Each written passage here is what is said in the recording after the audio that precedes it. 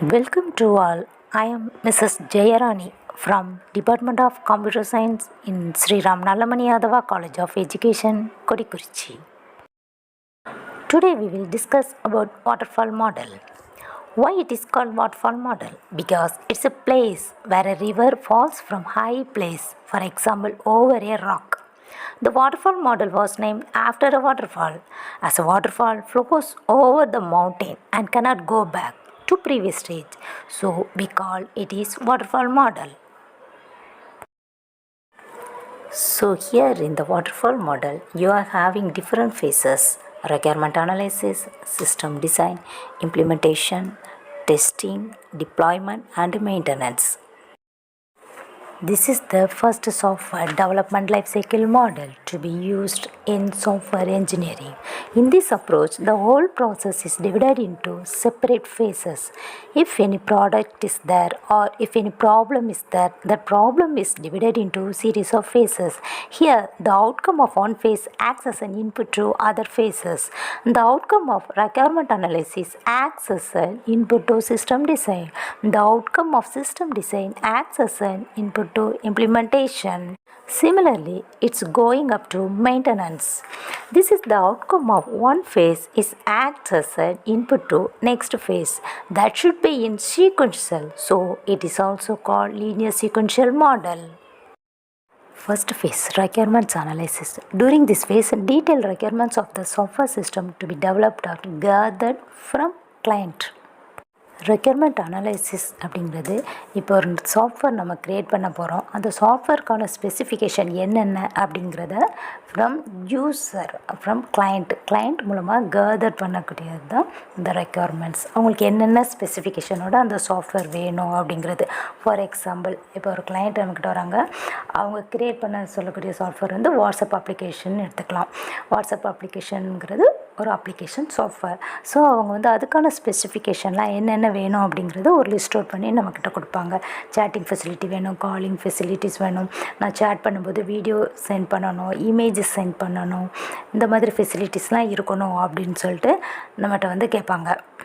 அவங்களுக்கு தேவைப்படக்கூடிய ஃபெசிலிட்டிஸ்லாம் என்னென்ன அப்படிங்கிறத அந்த ரெக்யர்மெண்ட் அனலைசிஸ் டீம் வந்து கேதர் பண்ணுவாங்க. அவங்க கேதர் பண்ணதுக்கப்புறமா அந்த ஃபெசிலிட்டிஸ்க்கு ஏற்ற மாதிரி, அதாவது அந்த ஸ்பெசிஃபிகேஷனுக்கு ஏற்ற மாதிரி என்னென்ன ரெக்யர்மெண்ட்ஸ்லாம் தேவைப்படும் அப்படிங்கிறத ஒரு டாக்குமெண்ட்டாக க்ரியேட் பண்ணி கொடுப்பாங்க.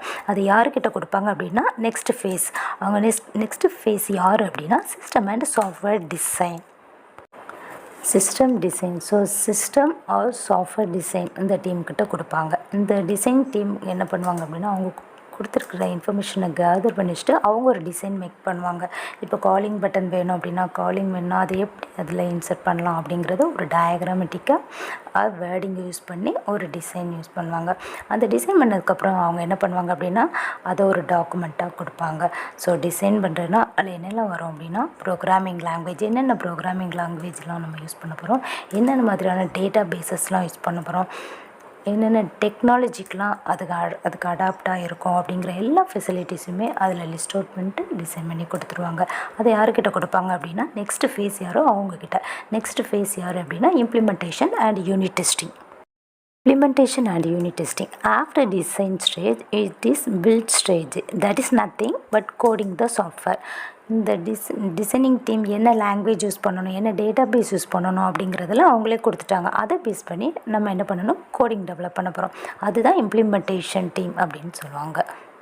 ஏன் யூனிட் டெஸ்ட் அப்படின்னு சொல்கிறாங்க அப்படின்னா, இப்போ ஒரு ப்ரோக்ராம் எழுதியிருக்கோம் அப்படின்னா அந்த ப்ரோக்ராம் வந்து எக்ஸிக்யூட் பண்ணி கரெக்டாக ஒர்க் ஆகுதா அப்படின்னு சொல்லிட்டு பார்ப்போம், அப்படி தானே. அதே தான் இங்கேயும் ஒரு ப்ரோக்ராம் கம்ப்ளீட் பண்ணிட்டாங்க அப்படின்னா அதை எக்ஸிக்யூட் பண்ணி பார்க்குறது தான் இம்ப்ளிமெண்டேஷன் அண்ட் யூனிட் டெஸ்டின்னு சொல்லி சொல்கிறோம். இப்போ இம்ப்ளிமெண்டேஷன் டீம் அப்படின்னா இப்போ வாட்ஸ்அப்பில் சொன்ன காலிங் ஃபெசிலிட்டி வேணும், சேட்டிங் ஃபெசிலிட்டி வேணும், ப்ளஸ் வீடியோ கால் ஃபெசிலிட்டிஸ் வேணும் அப்படிங்கிறது. ஸோ இந்த எல்லாமே ஒரே டீம் பண்ணுவாங்களா அப்படின்னா கிடையாது. இது என்ன பண்ணுவாங்க அப்படின்னா ஃபங்க்ஷனாலிட்டிஸாக பிரிச்சுருவாங்க. டிவைட் பண்ணி ஒவ்வொரு டீமும் ஒவ்வொரு ஒர்க்கு என்ன பண்ணுவாங்க. ஒரு டீம் காலிங் ஃபெசிலிட்டிஸ்க்காக யூஸ் பண்ணுவாங்க, ஒரு டீம் வீடியோ காலிங்க்காக கோடிங் ரைட் பண்ணுவாங்க, இன்னொரு டீம் சேட்டிங்க்காக ரைட் பண்ணுவாங்க கோடிங்ஸ். இந்த மாதிரியான அந்த ஒர்க்ஸை வந்து டிவைட் பண்ணிட்டு கோடிங் டெவலப் பண்ணிடுவாங்க.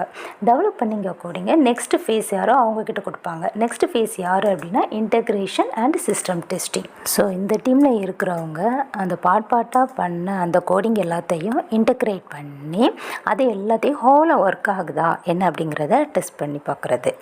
ஏன்னா கிளைண்ட்டோட ஸ்பெசிஃபிகேஷன் ஒர்க் கொடுத்துருக்காங்க, இம்ப்ளிமெண்டேஷன் என்ன பண்ணியிருக்காங்க, தனித்தனியாக அவங்களோட பார்ட்டுக்கான கோடிங்கை டெவலப் பண்ணிட்டாங்க. இப்போ இது எல்லாத்தையும் இன்டகிரேட் பண்ணி அந்த ஸ்பெசிஃபிகேஷனுக்கு ஏற்ற மாதிரி கோடிங் இருக்கா அப்படிங்கிறத என்ன பண்ணுவாங்க அப்படின்னா செக் பண்ணுறது. we use the software to verify that is built as per the specification given by the client. Integration and system testing complete ஆனதுக்கப்புறம் திரும்ப என்ன பண்ணுவாங்க அப்படின்னா அந்த ஸ்டேஜ் அப்படியே சிஸ்டம் டிப்ளாய்மெண்ட் அப்படிங்கிற டீமுக்கு வந்து கொடுத்துருவாங்க. இவங்க என்ன பண்ணுவாங்க அப்படின்னா நம்மளோட அப்ளிகேஷன் வாட்ஸ்அப் க்ரியேட் பண்ணிட்டாங்க அப்படின்னா அது அந்த ஆப் வந்து நம்மளோட மொபைலில் அடாப்ட் ஆகுமா அப்படிங்கிறது, எந்தெந்த ஓஎஸ்க்கெலாம் அது சூட் ஆகும் அப்படிங்கிறத அப்ளை பண்ணி பார்க்குறது. அது கரெக்டாக ஒர்க் ஆகுதா இல்லையா அப்படிங்கிறத அந்த என்விரான்மெண்ட்டுக்கு அப்ளை பண்ணி பார்க்குறது தான் சிஸ்டம் டிப்ளாய்மெண்ட் டீமோட ஒர்க்கு. ஸோ சிஸ்டம் டிப்ளாய்மெண்ட் முடிச்சிட்டாங்க அப்படின்னா நெக்ஸ்ட்டு மெயின்டெனன்ஸ் சிஸ்டத்தில் வந்து கொடுத்துருவாங்க. இந்த மெயின்டெனன்ஸ் சிஸ்டத்தில் என்ன பண்ணுவாங்க அப்படின்னா இப்போ எல்லாமே டெவலப் பண்ணி ஒர்க் ஆகிற சாஃப்ட்வேரை கொடுத்துருவாங்க. இவங்க அகெயின் கிளைண்ட்டுக்கிட்ட அந்த சாஃப்ட்வேரை கொடுத்துருவாங்க. கொடுத்ததுக்கப்புறம் ஒன்ஸ் அவங்க இதை எப்படிலாம் ஒர்க் பண்ணணும் அப்படிங்கிற ஒரு கைடன்ஸையும் கொடுத்துருவாங்க. யூஸர் அதை யூஸ் பண்ணி பார்த்துட்டு அந்த சாஃப்ட்வேரில் ஏதோ ஒரு ப்ராப்ளம் ஃப்யூச்சரில் வருது அப்படின்னா அவங்க திரும்பவும் மெயின்டெனன்ஸ் டீமை தான் என்ன பண்ணுவாங்க காண்டாக்ட் பண்ணுவாங்க. அந்த மெயின்டெனன்ஸ் டீம் என்ன பண்ணுவாங்க அப்படின்னா அந்த ப்ராப்ளம் சால்வபுளாக இருந்துச்சு அப்படின்னா அந்த ரெஸ்பெக்டிவ் டீம்கிட்ட காண்டாக்ட் பண்ணிட்டு இதை சால்வ் பண்ண முடியுமா அப்படிங்கிறத டிஸ்கஸ் பண்ணி சால்வ் பண்ண முடியும் அப்படின்னா அதை திரும்ப சால்வ் பண்ணி அந்த கிளைண்ட்டுக்கிட்ட கொடுப்பாங்க. இல்லை அப்படின்னா ஏன் அப்படிங்கிறத கிளைண்ட்டை சொல்லிடுவாங்க. So full and full maintain பண்ணுறது எல்லாம் பார்த்தீங்க அப்படின்னா மெயின்டெனன்ஸ் டீம் தான். Now let us see advantages and disadvantages of waterfall model. Advantages: first one, simple and easy to understand and use. Next one, easy to manage. Third, phases are processed and completed one at a time. Requirements are very well understood, clearly defined stages. So these steps are involved in waterfall model, so it is one of the advantage to us. Then disadvantages: first one, high amount of risk. It's not good for object oriented programming. Then it is not suitable for large projects. So this is the disadvantage of waterfall model. Thank you.